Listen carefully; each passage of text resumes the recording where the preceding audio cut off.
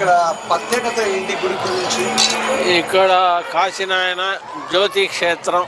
ఇది కాశీనాయన జ్యోతి క్షేత్రం అంటే కాశీనాయన గుళ్ళు 70-80 ఉన్నాయి.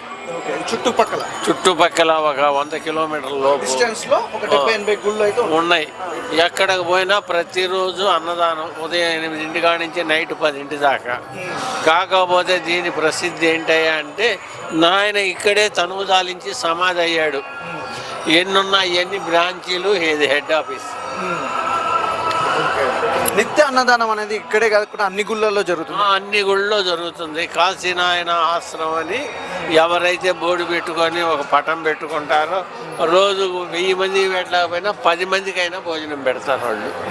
అది కాశీనాయన ఆశ్రమం. అంటే 365 రోజులు 365 రోజుల్లో ఈ 2 days ఎందుకు స్పెషల్ జాతర అనేది జరుగుతుంది అనుకోవచ్చు? ఇది నాయన తనువు దాలించిన రోజు. అదే డిసెంబర్ 6న మామూలుగా సమాధి అయిన రోజు. అలాంటి అట్ట కాదు, ఈ ఇంగ్లీష్ లెక్క ప్రకారం రాదు ఇది. ఈ మన తెలుగు లెక్క ప్రకారం ఈ పౌర్ణమి, దంత పౌర్ణమి ఇవాళ రోజున ఆయన తనువు దాలించాడు.